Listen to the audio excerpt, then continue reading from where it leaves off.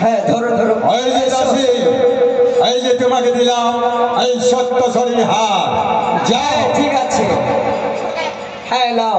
শোনো, হ্যাঁ আমি আমার যখন পুত্র জন্ম নিয়েছি তাই মহারাজ, তাকে আমি দেখতে চাইবো। অবশ্যই। রানীমাকে বলো হ্যাঁ যে নিয়ে আসবে, আমি তাকে নিজের চোখে সত্যি মহারাজ, যেখানে আমাকে মুক্তমালা দান করেছেন অবশ্যই আমি পুত্রকে দেখাতে পারি। তাহলে নিয়ে আসো, যাও। হয় রানীমাকে নিয়ে আসছি সঙ্গে সঙ্গে, আসো। তাহলে নমস্কার স্বামী। চিরঞ্জীবী হও শানুকা। ওগো স্বামী, আপনাকে বলেছিলেন তো আজকে মা হইতে চলেছি। এই যে বাড়ির মধ্যে কেউ ছিল না, আজকে একটি সন্তান জন্ম নিয়েছি স্বামী। সন্তান জন্ম নিয়েছে, হ্যাঁ বিশাল।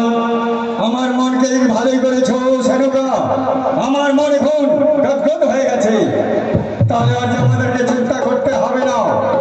এই পুত্রকে আমি দেবো পাঠশালায়, লেখাপড়া শিখিয়ে তাকে বিদ্যমান করবো, আর এই রাজের ভার তার মস্তকে দেবো আমি। তাই সত্যি স্বামী।